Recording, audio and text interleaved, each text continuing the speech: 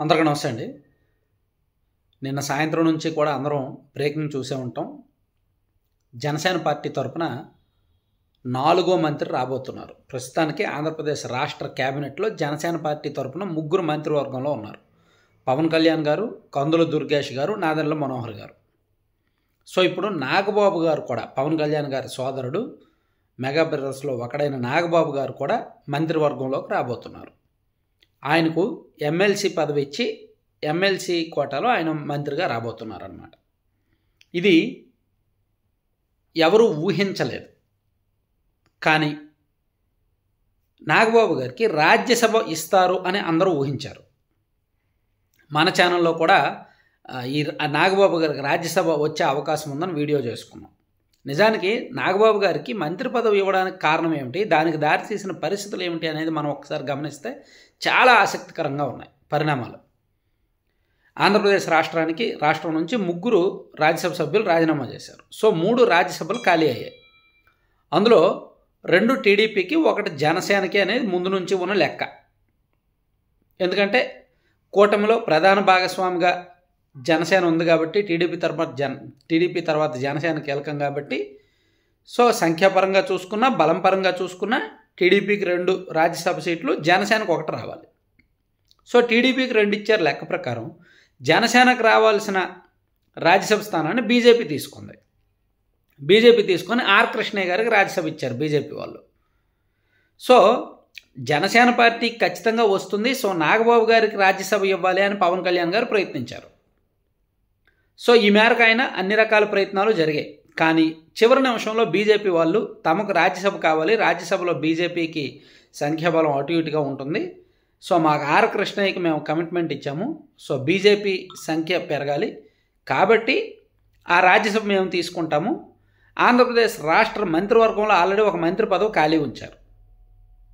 Cabinet 6 నెలల కిందట cabinet వచ్చినప్పుడే 1 మంత్రి పదవి ఖాళీ ఉంచారు. 15% మంత్రులు ఉండొచ్చు, కానీ యాక్చువల్లీ 26 మంది ఉండొచ్చు, 25 మంది ఉండొచ్చు. 1 ఖాళీ ఉందన్నమాట. అప్పుడే అనుకున్నాం ఆ 1 ఖాళీ ఉంది కదా, అది ఎవరికి ఇస్తారని రకరకాల చర్చలు నడిచాయి, రకరకాల ఊహాగానాలు నడిచాయి. సో ఇక్కడికి అది ఎప్పుడైనా ఆపత్కాలంలో అత్యవసరం సమయంలో ఎవరికైనా ఇవ్వడానికి వాడుకోవచ్చు అని దాన్ని తాత్కాలికంగా పక్కన పెట్టారు. సో రాజ్యసభ బీజేపీ వాళ్ళకి ఇచ్చారు కాబట్టి, ఒక రకంగా జనసేనకు రావాల్సిన రాజ్యసభకు త్యాగం చేశారు కాబట్టి, బీజేపీ వాళ్ళ ఒత్తిడి ప్లస్ పవన్ కళ్యాణ్ గారి పట్టుదల మేరకు ఈ మంత్రి పదవిని నాగబాబు గారికి ఇవ్వబోతున్నారు. సో మరి నాగబాబు గారికి ఎమ్మెల్సీగా అవ్వడం ఈజీనే. ఎందుకంటే ఆల్రెడీ కొంతమంది ఎమ్మెల్సీలు పార్టీ మారి వాళ్ళ పదవులకు రాజీనామా చేశారు. ఎవరైనా ఒక 3-4 ఎమ్మెల్సీలు ఈ మధ్య రాజీనామా చేశారు, గుర్తుంది కదా. నాకు సడన్గా పేర్లు గుర్తు రావట్లేదు. కైకులూరు ఆయన ఒక ఆయన, జయమంగళ వెంకటరమణ గారు ఒక ఆయన, తర్వాత పోతుల సునీత గారును, తర్వాత కళ్యాణి గారు కాదు పేరు ఏదో ఇలా 3-4 రాజీనామాలు చేశారు. సో అంటే నాకు సడన్గా స్ట్రైక్ అవ్వలేదు, అంతే తప్ప ఇంకేమో అనుకోవద్దు. సో అంటే 3-4 రాజీనామాలు చేసిన మాట వాస్తవం కదా. సో ఆ ఖాళీ అయినవి ఆ కోటాలో జనసేనకు 1 వస్తాయి, లేదా 2 రావచ్చు, మిగిలిన టీడీపీకి రావచ్చు, వాళ్ళు చేరేదాన్ని బట్టి. కాబట్టి నాగబాబు గారికి ఎమ్మెల్సీ ఇచ్చే అవకాశం అయితే ఉంటుంది, ఆయన శాసనమండలికి వెళ్తాడు. సో ఆ కోటాలో ఆయనకు మంత్రి పదవి కూడా ఇస్తారు. సో దీని మీద ఎలా స్పందించాలి, పాజిటివా నెగిటివా, లేదా ఏ శాఖ ఇస్తారు, ఇవన్నీ కూడా ఊహాగానాలు.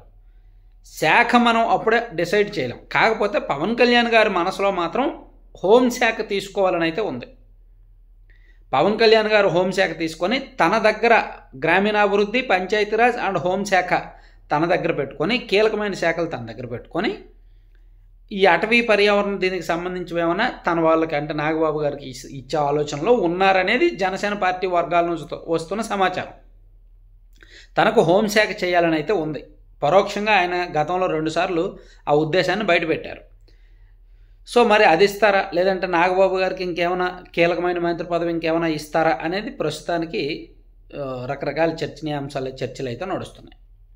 ఇక నారా ఫ్యామిలీ నుంచి ఆల్రెడీ 2 ఉన్నారు మంత్రులుగా.